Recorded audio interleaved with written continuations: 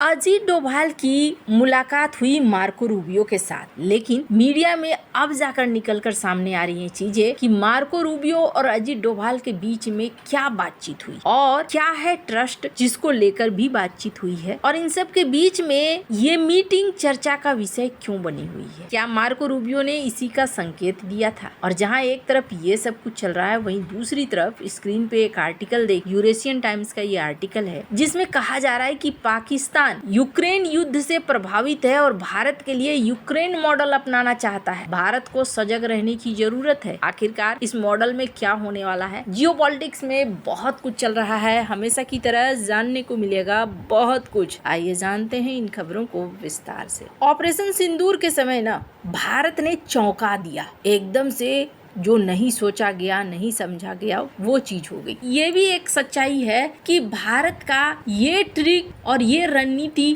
पाकिस्तान को समझ में आ गई कि भारत से ऐसे पार पाना मुश्किल है। अब है क्या सीन, अगर आप पाकिस्तान के मैप को देखें तो इनकी चौड़ाई बहुत कम है, ये लंबे हैं, और पाकिस्तान के पूर्व पश्चिम में अधिकतम चौड़ाई अगर जाएंगे ना तो 1125 किलोमीटर है। इसका क्या मतलब है?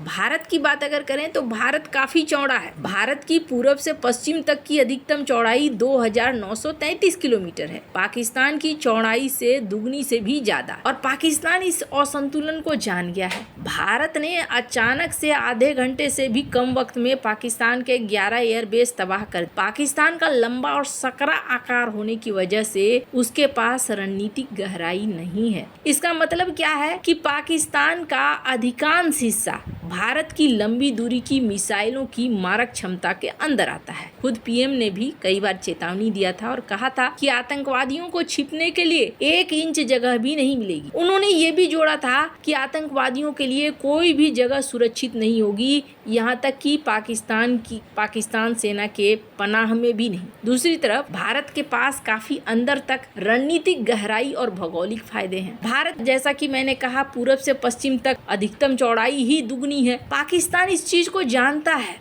अगस्त 2025 में फ्लोरिडा के टेम्पा में एक निजी डिनर कार्यक्रम के दौरान पाकिस्तान के सेना प्रमुख असीम मुनीर ने चेतावनी देते हुए कहा था कि अगर अगली लड़ाई होती है तो भारत को पूरब से पश्चिम तक निशाना बनाएगा। उनकी इस टिप्पणी का मकसद नई दिल्ली को ये संदेश देना था कि अपने बड़े भूभाग का सुरक्षा होने का एहसास नहीं पालो। मई 2025 के युद्ध के बाद से पाकिस्तान ने कई लंबी दूरी की मिसाइलों का परीक्षण किया है, जिनमें अब्दाली, फतह 4, तैमूर, फतह 2 शामिल है। लेकिन एक्सपर्ट्स का कहना है कि एक और तरीका है जिससे पाकिस्तान भारत के रणनीतिक फायदे को उसकी रणनीतिक कमजोरी में बदल सकता है। सच तो ये है कि यूक्रेन पहले से ही दुनिया को ये दिखा रहा है कि किसी देश का आकार उसकी रणनीतिक कमजोरी कैसे बन सकती है। पश्चिमी देशों ने जब यूक्रेन को लंबी दूरी तक मार करने वाली मिसाइलें देने से इनकार कर दिया, तब यूक्रेन ने नई रणनीति को तेजी से अपनाया। यूक्रेन ने हाल ही में अपनी नई FP5 फ्लेमिंगो क्रूज मिसाइल का इस्तेमाल किया, जिसकी मारक क्षमता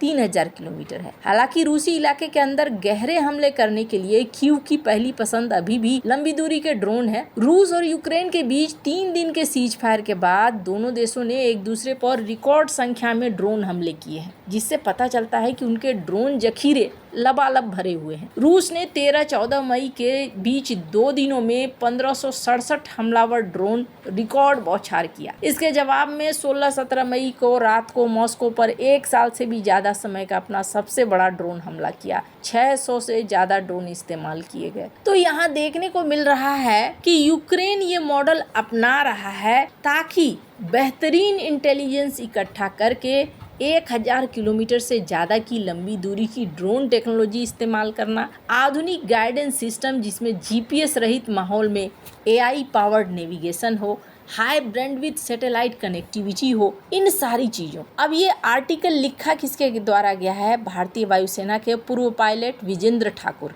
इनका कहना है कि धीमी गति से उड़ने वाले यूक्रेनी ड्रोन हवाई सुरक्षा और दृश्य पहचान से बचने के लिए पृथ्वी के एकदम नजदीक होकर उड़ते हैं, जिससे ये रडार की पकड़ में नहीं आते हैं। और अभी का सीन ऐसा है कि FPV बड़ा खतरनाक हो गया है। इस तरीके के ड्रोन खतरनाक हो गए हैं। पाकिस्तान भी यूक्रेन मॉडल की तरह काम करने की कोशिश कर रहा है और ऐसे में कई बार उसके UAV भारत के आसपास दिखते हैं। इसलिए भारत को ऐसे खतरों का मुकाबला करने के लिए रणनीति बनानी है। अब जिस तरीके से पाकिस्तान की प्लानिंग एक के बाद एक दिख रही है, एक बात तो साफ दिख रहा है और वो ये है कि पाकिस्तान अपनी हरकतों से बाज नहीं आने वाला है और इसके पीछे कहीं ना कहीं अमेरिका ने एक बड़ी भूमिका भी निभाई है। अमेरिका ने हाल के दिनों में जिस तरीके से पाकिस्तान के साथ संबंध बढ़ाने शुरू किए, ये अमेरिका के लिए एक ऐसी परिस्थिति बन गई है जहां से निकलना मुश्किल है। पर भारत के लिए इन्होंने चीजों को बिगाड़ा। ऑपरेशन सिंदूर एक ऐसा मौका था जिस मौके पर पाकिस्तान पूरी तरीके से धराशायी हो सकता था। अभी जब अजीत डोभाल से मिले मार्को रूबियो, तो यहाँ पर कुछ बातें हुई। मार्को रूबियो और अजीत डोभाल की ये मुलाकात बहुत ही ज्यादा खास रही। खैर, अब यहाँ पर भारत ने जहाँ पाकिस्तान को लेकर बातें कहा, जो अजीत डोभाल कहेंगे ये तो अच्छे से पता ही था। अजीत डोभाल और रूबियो के बीच में Indo Pacific counter terror cooperation, इनकी भी चर्चा हुई। पाकिस्तान को लेकर भी चर्चा हुई। भारत के सिक्योरिटी रिलेटेड बातचीत भी हुई। इन्होंने कहा कि भारत के खिलाफ पाकिस्तान का जो आतंकवाद का इकोसिस्टम है और पाकिस्तान के अंदर जो नेटवर्क है वो अभी भी एक्टिव है। इंडिया टुडे की इस खबर को देख सकते हैं जिसमें ये बातें हुई। फिर एक बात हुई ट्रस्ट इनिशिएटिव की। अब ये क्या है? सुनने से तो ये लगता है कि विश्वास बहाल करो एक दूसरे के प्रति, लेकिन दरअसल ये है क्या? ये एक ऐसी शुरुआत है जिसमें भारत और अमेरिका के बीच में किस तरीके से रिलेशन को फिर से ठीक किया जा सकता है और एडवांस लेवल पर ले जाया जा सकता है, इसकी बात। ये कहा गया कि भारत और अमेरिका का जो सहयोग है वो सिर्फ डिफेंस डील तक नहीं होना चाहिए, बल्कि एडवांस टेक्नोलॉजी इकोसिस्टम तक जाना चाहिए। आर्टिफिशियल इंटेलिजेंस के सेक्टर में हो, सेमीकंडक्टर के सेक्टर में हो, क्वांटम टेक्नोलॉजी के सेक्टर में हो, बायोटेक्नोलॉजी, अंतरिक्ष में सहयोग, क्रिटिकल मिनरल्स, सप्लाई चेन में सहयोग, डिफेंस टेक्नोलॉजी को शेयर करना। इस मीटिंग का टाइमिंग भी काफी महत्वपूर्ण है क्योंकि जल्द ही क्वाड की मीटिंग होने वाली है जिसमें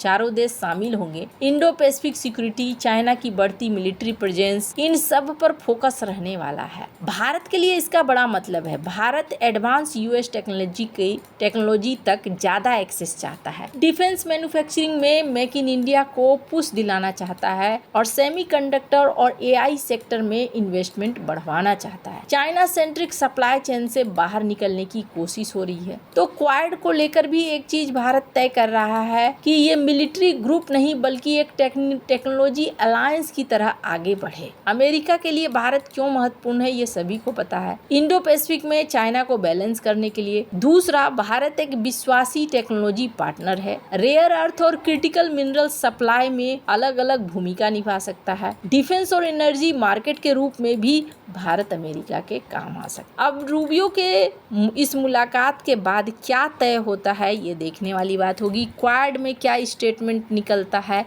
वो सबसे ज्यादा महत्वपूर्ण होने वाला है।